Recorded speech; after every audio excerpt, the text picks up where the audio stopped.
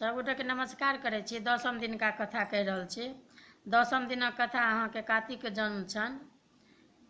एक समय महादेव गौरी के संग संभोग करबाक इच्छा सँ निर्जन वन में गेल छलाह। ओतऽ ओ सुगंधित झाड़ी में संभोग करऽ लगला। महादेव संभोग में एतेक लीन भऽ गेलाह ओ सब किछु बिसरि गेलाह।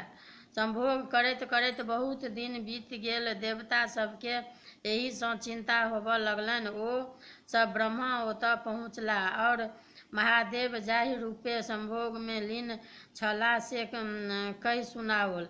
एही सँ जे संतान हेतनि से केहन हेतनि। ब्रह्मा कहलनि, अहाँ सब एहि लेल चिंता जुनि करू, सब कल्याणे होयत। मुदा एतबा अवश्य ध्यान रखैत जाउ जे यदि गौरीक पेट सँ संतान हेतनि से समस्त संसार के नाश कऽ देत। तैं हेतु अहाँ सब महादेव के संभोग सँ निर्मित करबाक उपाय करैत जाउ। सब देवता वन में जाकऽ हल्ला करऽ लगलाह। हल्ला कयला सँ महादेवक ध्यान टूटलनि। संभोग सँ निर्मित भेलाह। महादेवक संभोग सँ उठला तऽ हुनकर अंश पृथ्वी पर खसि पड़लनि। गौरी के एही सँ बड़ क्रोध भेलनि। ओ सब देवता के श्राप देलनि जे आइ सँ कोनो देवता के संभोग सँ बच्चा नहि हेतनि। महादेव अंश पृथ्वी एहन नहि सहि सकलाह। ओ अंश अग्नि में फेंक देलनि। अग्नि सेहो भार नहि सहि सकलाह। ओ ओकरा सरपत वन में फेंकि देलनि। सरपत जा कऽ ओ अंश 6 गो मुँह बला एकटा बच्चा भऽ गेल। ओहि बाटे कृतिका सब जाइत छलीह। ओ सब कनैत बच्चा के उठाय लेलक, अपन अपन दूध पियाबऽ लागल। ओहि बच्चा के ओ सब पोसलक। पैघ भेला पर बच्चा के सब तरहक शिक्षा देलक। बच्चाक पोसनिहार कृतिका सब छलीह। तैं हेतु ओहि बच्चाक नाम कार्तिक पड़ल। गणेश जीक जन्मक बाद जखन गौरी के शंकर के पता लगलनि कार्तिक के तऽ बजाओल। कार्तिक के बजेलखिन। देवता सबके हुनकर अभिषेक केलनि। अपन सेनापतिक कार्तिकेय के बनाओल। कार्तिक तारकासुर के मारलनि और इंद्र के अपन राज वापस कऽ देल। हुनकर विवाह 60 सँ भेलनि। आब गणेशक जन्म छनि। देवता लोकनि प्रथम संभोग बाधा हेबाक कारण गौरी चिड़चिड़ाह भऽ गेलीह। ओ हरदम रुष्ट रहैत छलीह। कार्तिक के जन्म ताबत भऽ गेल छलनि, किंतु हुनका सबके एकर खबरि नहि छलनि। महादेव गौरी के प्रसन्न करबाक लेल बहुत चेष्टा केलनि, किंतु ओ प्रसन्न नहि भेलीह। महादेव एहि लेल बड़ चिंता भेलनि। ओहि दिन गौरी सँ पुछलनि, अहाँ एना किएक करैत छी? अहाँ कोना प्रसन्न रहब से हमरा साफ साफ कहू। गौरी कहलनि, अहाँ अंतर्यामी छी, अहाँ सभक बात बुझि जाइत छियैक, तखन हमर मोनक बात अहाँ नहि बुझैत छी से हमरा कोना विश्वास होयत। मूर्ख पति के स्त्री सब बात कहैत छैक, किंतु हे स्वामी, अहाँ तऽ अंतर्यामी छी। हम अहाँ के कहब तखन अहाँ बुझबैक। यदि अपने हमरा पूछब तऽ हम अपनेक आज्ञा के कोना नहि मानब। सुनू, स्त्रीगणक लेल संसार में सब सँ पैघ सुख नीक पुरुषक संग संभोग करब थिक। ओहि संभोग में यदि कोनो प्रकारक बाधा होइत छैक तऽ एहि सँ बढ़ि कऽ स्त्री जाति के लेल कोनो दुख नहि होइत छैक। एहि दुख सँ स्त्री दिनोदिन खिन्न या झनकी स्वभावक भऽ जाइत अछि। आब अपने सोचू जे हमरा केहन भारी दुख अछि। एक तऽ संभोग में विघ्न, दोसर अपनेक अंश पृथ्वी पर खसि पड़ल, और सब सँ पैघ दुख तऽ ई जे एखन तक बिन संताने छी, तकर पति स्वयं त्रिलोकीनाथ, तकरा बेटा नहि, जाहि स्त्री के बेटा नहि, तकर जीवन व्यर्थ थिक। तपस्या, योग, दान इत्यादि नीक कर्म आन जन्म में काज दैत छैक, मुदा नीक बेटा यह लोक या परलोक सब ठाम सुख दैत छैक। हे प्राणनाथ, अहाँ सर्वोपरि छी और सब ठाम छी। हम आब कोन उपाय करू, कृपया अपने हमरा कहू। पार्वतीक बात सुनि महादेव कहलनि, हे प्रिय, निराश नहि होउ, सब बातक उपाय छैक। माघ सुदी त्रयोदशी सँ सुपूज्य नामक विष्णुक व्रत आरम्भ होइत छनि। ओ भरि साल चलैत रहैत छैक। एहि व्रत में बड़ खर्च और बड़ कष्ट होइत छैक, मुदा तुरंत फल देनिहार एहन दोसर कोनो व्रत नहि छैक। अहाँ चिंता नहि करू, हम सब प्रबंध क देब, कोनो वस्तुक दिक्कत नहीं होबऽ देब। गौरी प्रसन्न भ अगिला माघ सुपूज्य व्रत आरम्भ क सब विध समाप्त केलनि। व्रत समाप्त क गौरी महादेवक संग कैलाश एक सुंदर निर्जन स्थान में सुख विलास करऽ लगली। जखन महादेवक अंश खसबाक समय भेलनि, तखन भगवान विष्णु एक बूढ़ तपस्वी ब्रह्माक रूप में ओतऽ गेला। शोर पारऽ लगला, परम पिता महात्मा और जगदम्बा गौरी, अहाँ सब कतऽ छी? हम भूखे मरि रहल छी, किछु खुआउ और हमर प्राणक रक्षा करू। भूखल ब्राह्मणक के आवाज सुनि दुनू गोटे धड़फड़ा क उठली, दौड़ली। ओहि बीच में महादेवक अंश पलंग पर खसि पड़लनि। गौरी महादेव ब्राह्मणक आदर सत्कार में लागि गेला, हुनका पूछि पूछि क भोजन कराबऽ लगला। एकाएक ब्राह्मण देवता अंतर्ध्यान भऽ गेला। ओहि समय में आकाशवाणी भेल, अहाँक व्रतक फल पलंग पर खेला रहल अछि, जाउ पुत्र के देखि जीवन सफल करू। आकाशवाणी सुनि गौरी दौड़ली, देखै छथि एक सुंदर बच्चा पलंग पर खेला रहल अछि, अपन अंगूठा चोबि रहल अछि। दुनू गोटा के बहुत आनंद भेलनि। कैलाश पर उत्सव मनाओल गेल। देवता सब आबि क आशीर्वाद देलनि। हिमालय सेहो सब परिवार एला। बच्चाक नाम गणेश राखल गेल। एहि उत्सव में शनि महाराज सेहो आयल छलाह। गौरीक आग्रह कयला पर ओ बच्चा के अछेपे देखलनि लगले। गणेशक गर्दन कटि गेल। भगवान विष्णु तुरंत सब विशिष्ट हाथीक गर्दन काटि गणेशक धड़ में जोड़ि देलनि। अमृत छीट हुनका जियाओल। ओहि दिन सँ गणेशक मुँह हाथीक मुँह सन छनि। एहि उत्सव में गौरी महादेव के देवता सबसँ पता लगलनि जे हुनक प्रथम संभोगक फलस्वरूप कार्तिक के जन्म भऽ गेल छनि। ओ कार्तिका लोकनिक संरक्षण में छथि। गणेशक विवाह दक्ष प्रजापतिक बेटी पुष्टि सँ भेलनि। आब गौरी के नागदंत कथा अछि। हिमालय के चारिम बेटी बड़ गोर भेलखिन, तें हेतु नाम गौरी पड़लनि।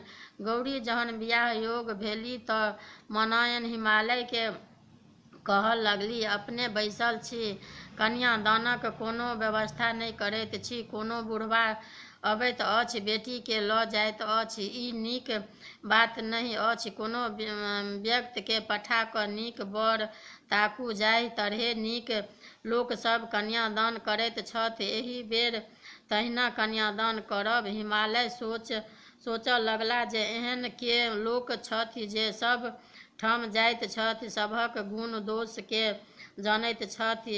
एकाएक हुनका नारद मुनिक सुमरन भेलनि। ओ नारद मुनि के वर तकबाक भार देलखिन और विवाहक ओरियौन करऽ लगला। नारद मुनि पूर्ण ओहि बुढ़बा महादेवक बर तकलक। खूब साजी बर बरियाती आयल। दाइ माय बर बरियाती देखऽ गेली। देखैत छथि जे बरक आँखि में काँची पीची लागल, भरि देह साँप लटकल छनि। बरियाती में कियो नांगर, कियो फोड़, कियो कनाह, कियो लूल। सब स्त्रीगण सब नारद मुनि के गाड़ी देबऽ लागल, बर बरियाती के घुमाबऽ लागल। जखन गौरी के ई बात बुझलनि तऽ मोने मोन महादेव के प्रार्थना केलनि। नीक रूप धारण करबाक लेल गुहार लगौलनि। महादेव इएह केला। तुरंत सब साँप बिला गेल। अपने सुंदर पीताम्बर पहिरने शंकर रूप भऽ गेला। हुनकर एहन सुंदर रूप देखि सब कियो चकित भऽ गेल। शुभ शुभ कऽ विवाह संपन्न भेल। मनैन खुशी सँ बेटी जमाय के विदा केलनि। महादेव गौरी संग खुशी सँ रहऽ लगली। विदाई के भार। बेटी जमाय के विदा के मैना किछु दिनक बाद विदाइक भार पठौलनि। चूड़ा दही, केरा, खाजा, लड्डू, ठकुआ, मलपुआ इत्यादि। महादेवक एतेक वस्तु रखबा के जगह नहि छलनि आ ने खेनिहार छलनि। खूब लोक सबके बजा कऽ खुऔलनि। कतबो बेन तिहार बँटला, किंतु वस्तु सब सधबे नहि केलनि। भार सँ घर आंगन गन्हाय लगलनि। भारक वस्तु सब सधत तकर उपाय सोचऽ लगला। एक गोटे कहला जे यदि भरखन्ही छुलाइ धुरखुर धऽ ठाढ़ होयत तऽ भंडारक सधि सकैत अछि। खोज पुछारी कऽ एकटा भरखरी छुलाइ ताकल गेल। ओकरा धुरखुर साटि कऽ देलनि। तखन भारक वस्तु सब सधल। गौरीक ननैद। गौरी महादेव सँ एक दिन कहलनि जे सभक ननैद अबैत छैक, हमरो सेहनता होइत अछि जे ननैद आबथि। ताहि पर महादेव कहलनि, अहाँ ननैद के भार सहि सकब? गौरी कहलनि, एतेक लोक कोना ननैद के भार सहैत अछि, हम किएक नहि सहि सकब? महादेव तुरंत अपन बहिन आशाबरी देवी के बजाओल। आशाबरी देवी के पैर में बेमाय फाटल छलनि। ओ हँसी ठट्ठा में गौरी के ओहि बेमाय में नुकाय रखलखिन। ओहि समय महादेव आंगन एला। गौरी के ताकऽ लगला, किंतु गौरी नहि भेटलखिन। गौरी बेमाय भीतर में कानैत छलीह। महादेव अपन बहिन आशाबरी सँ पुछलनि, अहाँक भाउज कतऽ छथि? कहलनि, हम नहि देखलियनि हैं। महादेव परम चिंतित भेलाह। आशाबरी देवी अपन पैर जोर सँ झाड़लनि। गौरी भट दऽ खसली। दुनू प्राणी भभा कऽ हँसऽ लगला। एक दिन महादेव बहुत रास माछ आनल। गौरी विन्यास सँ माछ बनौलनि। ननद आशाबरी के कहलनि जे अहाँ धीश्वासिनी छी, पहिने अहाँ खा लिअ, तखन हमसभ खायब। ओ माछ खाय लगली। गौरी खंडक खंड माछ हुनका देने जाथिन। ओ टपाटप खेने जाथिन। एहि तरहे आशाबरी देवी सबटा माछ खा गेली। बेचारी गौरी के कांटो कनखुर नहि प्राप्त भेलनि। आब गौरी अकछा कऽ महादेव सँ कहलनि, आब हिनका विदा कऽ दियौन। एहन ननैद सँ हम बाज एलहुँ। महादेव हँसि कऽ हँसऽ लगला। कहला, हम पहिने मना करैत छलहुँ जे अहाँ ननैद के भार नहि सहि सकब, किंतु अहाँ जिद कऽ देलहुँ। एतबे दिन में तंग भऽ गेलहुँ। किछु दिन और रखियौन, तखन सब सेहनता पुरि जायत। गौरी नेहरा केलनि, हम गोर लागै छी, जल्दी सँ हिनका विदा कऽ दियौन, नहि तऽ आब हमरो खाइ जेती। महादेव बुझा सुझा कऽ अपन बहिन आशाबरी देवी के विदा केलनि। अब गौरी के भागिन महादेव सँ गौरी एक दिन कहलनि, हे नाथ, सभक भागिन अबैत जाइत छै, मम्मी सँ हँसी ठट्ठा करैत हमरो तकर बड़ सेहनता होइए। महादेव भिसुत कहलथि, भिसुक नन्दीक सेहनता नीक जकाँ पुरि गेल, आब भागिनक सेहनता सेहो पुरि जायत, मुदा हमरा बादमे उल्हन नहि देब। गौरी गंगा जल भरऽ गेली, खूब जोर सँ पूर्वा पछवा बसात बहऽ लागल। हुनका अपन कपड़ाक सम्हार नहि रहलनि, कतबो सम्हारथि तैयो आँचर उधिया जाय। गौरी लाजे कठोर होबऽ लगली। ओ महादेव सँ कहलनि, देखू तऽ हमरा ई बसात आब बेनंगन कऽ देत। महादेव कहलनि, ई बसात पूर्वा पछवा अहाँक भागिन छथि, ई लोकनिक अहाँक सेहनता पुरा रहल छथि, दुनू गोटे मिलि कऽ अहाँ सँ हँसी ठट्ठा या धूर्त करैत छथि। हँसि कऽ गौरी कहलनि, हँ, जहिना अहाँक पार कियो नहि पाबि सकैत अछि, तहिना अहाँक सर सम्बन्धित आओर बहिन भागिन पार कियो नहि पाओत। आबहु अपन भागिन के हटाउ। महादेव इशारा सँ बसात रुकि गेल। आब गौरी छिनारि। एक समय में महादेव के गौरी कहलखिन, हे महादेव, अहाँ त्रिलोकीनाथ छी, अहाँ चोरनी और छिनारि के कोनो चिन्ह किएक नहि दैत छियैक? अहाँ तऽ जखन एक कऽ सकैत छी। महादेव कहलनि, हम अहाँक बात मानलहुँ, मुदा ककरा कोन चिन्ह देल जाय से अहीँ कहू। गौरी कहलनि, छिनारि के सींग और चोरनी के नांगरि दियौ। एक दिन गौरी सँ महादेव कहलनि जे आइ हमरा माछ खेबाक लेल इच्छा होइत अछि, अहाँ माछ खुआउ। गौरी माछ लाबऽ गेली। मल्हटोली में माछ नहि भेटलनि तऽ धारक कात में विदा भेली। ओतऽ स्वयं मछबाराक रूप में माछ मारैत रहथि। गौरी नहि छोड़ ओ धारक कात विदा भेली। ओतऽ स्वयं मछबारक रूप में माछ मारैत रहथि। गौरी मछबार सँ कहलनि, हौ मछबार, माछ छ की भाव देबहक? मछबार कहलक, आइ हमरा बेचबाक नहि अछि। यदि अहाँके माछ खेबाक बड़ खगता अछि तऽ हमर मोनक बात पूरा कऽ दिअ, हम मंगनिये में माछ दऽ देब। ओ अनुचित बात कहलनि। गौरी असमंजस में पड़ि गेली। माछ कतहु नहि भेटलनि और महादेव के आइये माछ खयबाक इच्छा छलनि। ओ हुनकर इच्छा पुरेबाक प्रयास में छलीह। एहि बीच गौरी के माथ पर सिंह उगि गेलनि। ओकरा कतबो झाँपथि ओ बढ़ले जानि। महादेव हँसैत बजलाह, आइ तऽ अहाँ देखार भऽ गेलहुँ। गौरी लजा गेली। ओ कहलनि, हे महादेव, अहाँक पार पाबि सकैत अछि, जे हमरा सँ नहि कराबी। गौरी चोरनी अहाँके। एक दिन महादेव हड़बड़ा कऽ एला। गौरी सँ कहलखिन जे हमरा जल्दी सँ भोजन कराउ, बहुत जरूरी काज अछि। ओहि समय में गौरीक दृढ़शंका लागि गेलनि। कतबो रोकलनि किंतु नहि रुकलनि। ओ दृढ़शंका ओहि स्वनिर्मित भऽ ढाकन सँ झाँपि देलनि।